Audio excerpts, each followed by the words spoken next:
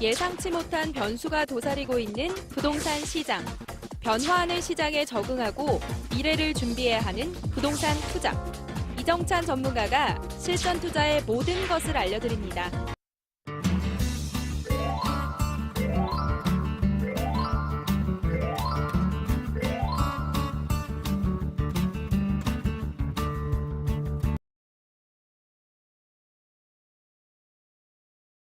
주택 임대사업자와 관련된 법이 좀 변경됐습니다. 특히 임대료 인상 제한에 대해서 좀 더 까다로워졌습니다. 그럼에도 불구하고 주택 임대사업자 등록은 꾸준하게 증가되고 있는 추세입니다. 그래서 제가 주택 임대사업자를 등록하신 분들이 굉장히 많기 때문에 그분들한테 꼭 알아야 되는 임대료 상황 관련돼서 말씀을 드리면서 향후 전세 시장 동향은 어떻게 바뀔 건지 그 부분까지 짚어드리도록 하겠습니다.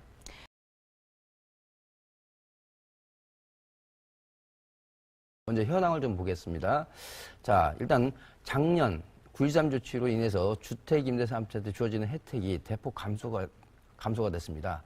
그럼에도 불구하고 그 이후로도 매월 월 한 1만 채 정도는 꾸준하게 추가 등록이 되면서 증가되고 있는 그런 추세가 되겠습니다. 예를 들어서 금년 2월 같으면은 전국적으로 한 1,693채가 등록을 했습니다. 자, 3월달 같은 경우는 11,057채, 한 11,000채가 등록이 됐죠. 그런데 이런 등록에 대한 지역별 분포를 좀 보면 우리가 재미있는 점을 우리가 알 수가 있죠. 자, 이번 3월달 데이터를 보면요. 서울이 3839채, 수도권이 3985채 해서 전체 등록한 11,000채 중에 한 71%, 즉 70%가 넘는 숫자가 서울 및 경기, 인천, 즉 서울 및 수도권에서 등록을 하고 있다는 겁니다. 자, 이거는 어떤 사항을 얘기를 할까요? 전체적인 인구수는 5대5인데 지방과 수도권이 5대5인데 그럼에도 불구하고 약 한 70% 이상이 수도권에 집중되어 있다 하는 것은 결국은 입지가 우수한 지역은 매도보다는 장기 보유, 중장기 보유를 선택하신 분이 훨씬 많다는 것을 우리가 의미를 하죠. 따라서 입지가 우수한 지역은 매도하기보다는 보유를 선택하셨다. 이렇게 그러면서 그 보유가 부담스럽기 때문에 주택 임대사업자, 즉 제도권 틀 안에서 들어와서 임대사업을 하는 주택 임대사업자들 등록하는 비율이 꾸준하게 증가되고 있는 것을 보여주는 거라고 보여집니다.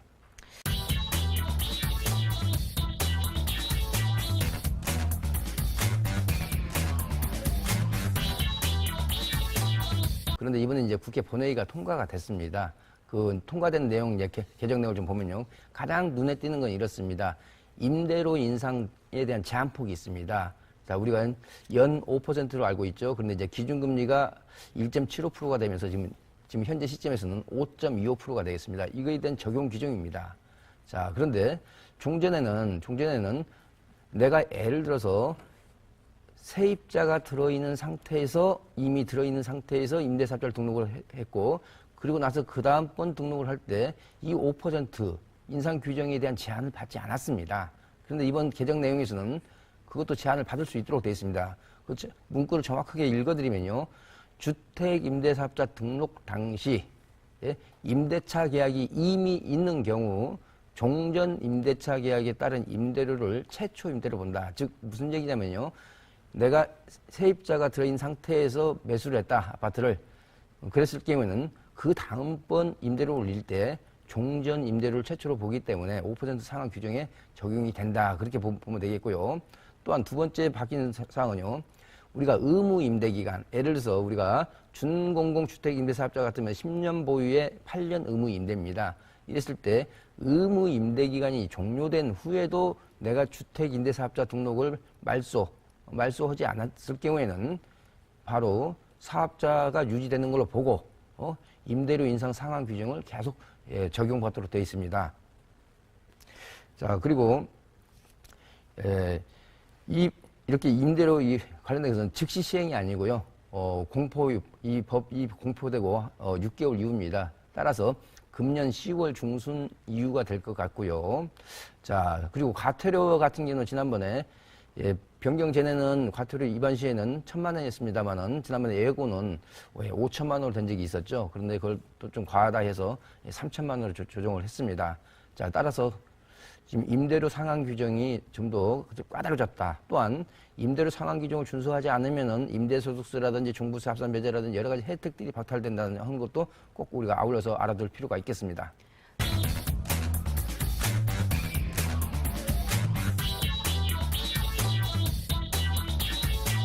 기본적으로 소급 적용은 안 하는 걸로 국토부에서 발표를 했습니다.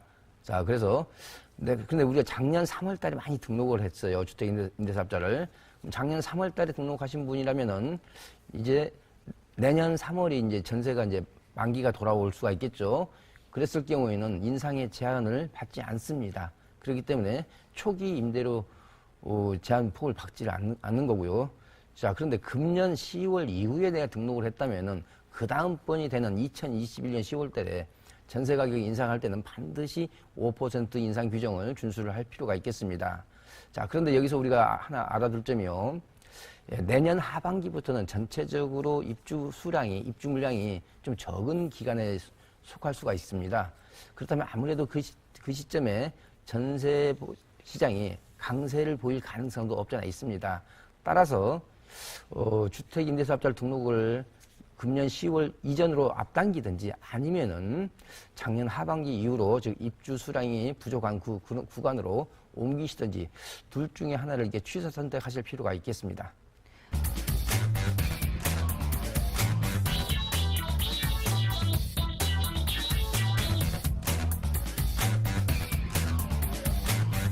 자, 전국적으로 약 한 140만 가구가 주택임대사업자를 등록을 했기 때문에요. 이제는 사실상 전월세 상한제를 실시하고 있는 거나 다름이 없다고 저는 그렇게 보고 있습니다. 자, 그렇지만은 그러다 보니까 상대적으로 물량이 좀 부족한 시점에서도 그렇게 전세 가격이 폭등을 한다든지 전세 대란의 시기가 올 확률이 상대적으로 줄었다고 보여집니다.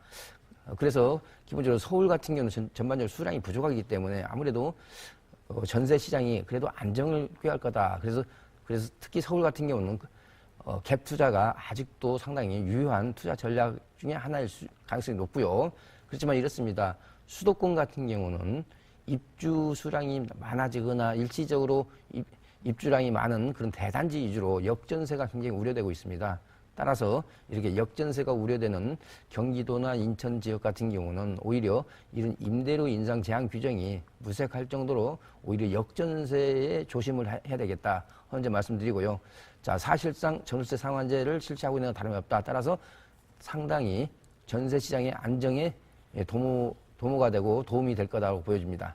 자, 이렇습니다. 이번 법 개정으로 인해서 임대료 인상 제한 규정 굉장히 중요해졌다. 이거 반드시 우리가 숙지를 할 필요가 있고요.